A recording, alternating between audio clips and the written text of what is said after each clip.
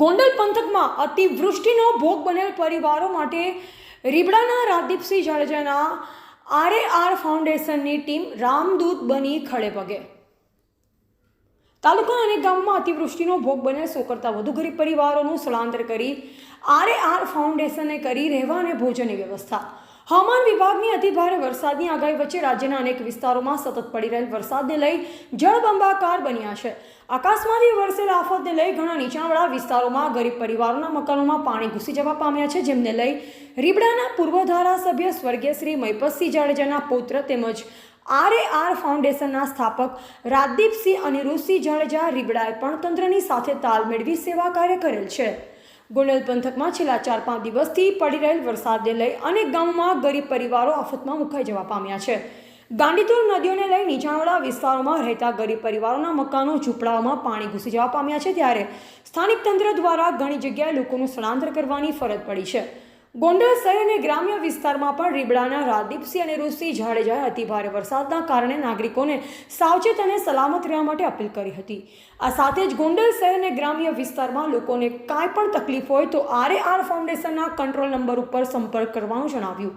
ગોંડલ પંથકમાં રાજદીપસિંહ જાડેજાના આરએઆર ફાઉન્ડેશનની ટીમ તંત્ર સાથે સેવા કાર્યોમાં ખડેપગે જોવા મળી છે, ત્યારે ગોંડલ શહેર અને તાલુકાના અનેક ગામોમાં લોકોનું સ્થળાંતર કરી આરએઆર ફાઉન્ડેશને તેમને રહેવા અને જમવાની વ્યવસ્થા કરી હતી।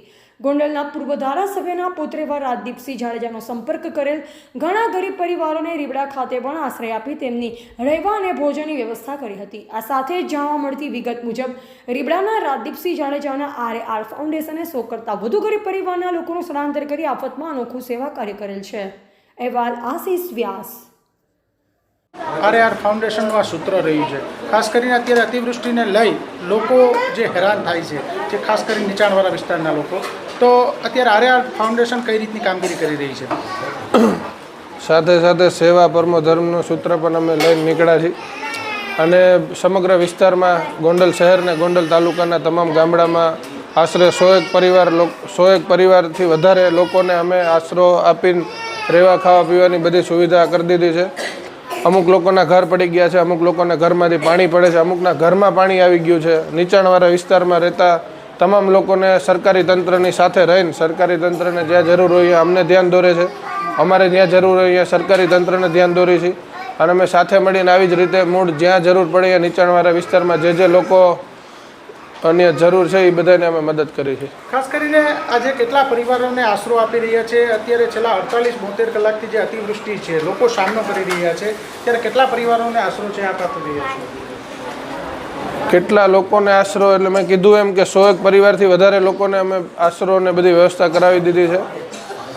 હાલ અત્યારે આપણે રીબડા છીએ, એવી રીતે આજુબાજુના મારા ગામડામાં ઘણા લોકો અલગ અલગ સમાજના નીચાણ વિસ્તારમાં રહેતા અમારા તાલુકાના ગામડાના લોકોને હું અત્યારે રીબડા શિફ્ટ કર્યા છે। એ એમના ગામડાની નિશાળું પણ ફૂલ છે, જેમ કે મેં કીધું એમ સરકારી તંત્ર સાથે મળીને અમે અત્યારે પ્રાઇવેટ જગ્યા ઉપર બધાને શિફ્ટ કરી દીધા છે। જ્યાં વધારે લોકો છે અને જગ્યા ઓછી પડે છે એટલે ક્યાંય સમાતા નથી, એટલે આપણે પ્રાઇવેટ જગ્યા ઉપર શિફ્ટ કર્યા છે। અને ખાલી આ કુદરતી આફત ગોંડલ તાલુકા કે રાજકોટ જિલ્લા પૂરતી નથી, સમગ્ર સૌરાષ્ટ્ર આના કુદરતના કહેરનો સામનો કરે છે અને આવી જ રીતે બધા ખંભે ખંભો મેળવીને મદદને કરવા નીકળ્યા છે। લોકોને શું અપીલ કરશો જે અતિવૃષ્ટિમાં લોકો ખાસ કરીને બહાર નીકળે છે, ક્યાંક ને ક્યાંક જીવના જોખમે લોકો છે બહાર નીકળી રહ્યા છે, તો આપણા તરફથી લોકોને શું અપીલ કરશો? હજી આજે જ સવારની વાત છે, ગોંડલમાં ભાદરકાંઠાના એક નદીના કાંઠે એક પરિવાર લેવા પટેલ સમાજનો બાબરા તાલુકાનો પરિવાર નદીમાં તણાઈ ગયો અને એનું એક નાનું બાળક અને પતિ પત્ની તણાઈ ગયા અને પતિ પત્નીની બોડી આપણને મળી છે। તંત્રને એનડીએફની ટીમ સતત કામગીરી કરે છે, એટલે હું લોકોને ખાસ અપીલ કરું છું કે તમે તમારો પરિવાર ઘરે સુરક્ષિત રહો અને યુવાનોને પણ ખાસ કહું છું કે જ્યાં જરૂર પડે અહીંયા સમગ્ર તાલુકામાં ફોનથી સંપર્ક માર્યો અને કોઈ પણને કાંઈ પણ અર્જન્ટ જરૂર પડે તો અમારો સંપર્ક કરો, તંત્રનો સંપર્ક કરો અને જ્યાં જરૂર પડે અહીંયા અમે મદદ કરશું। શું નામ છે અને ક્યાં ગામથી આવો છો?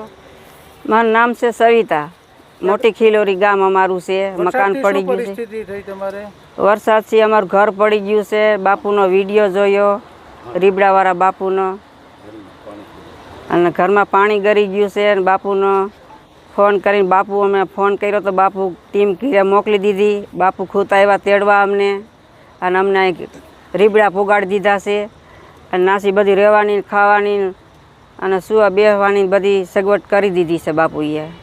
મારા 2 દીકરા હલવાઈ ગયા છે ગામડે, પણ એ વરસાદના કારણે અમારે ભેગા નથી થયા હજી. અને એક કાર મેકડા હલવાઈ ગયા છે ને એક સિંહકમાં છે મારો દીકરો. એટલે 2 નોખા નોખા છોકરા છે એ 2 વરસાદના કારણે અમારે ભેગા નથી થયા એકા. છો અને કેટલા લોકો છો? અમે મોટી ખિલોરીના છીએ. અમે ગોંડલથી આવ્યા છીએ અને બાપુ આવ્યા હતા રીબડાવાળા બાપુ, એમનો સંપર્ક કરી અને અમને અહીંયા રીબડા પહોંચાડી દીધા છે. અને બધી સુવિધા અત્યારે અહીં ખાવા પીવાની રહેવાની સુવિધા બધી કરી દીધી છે.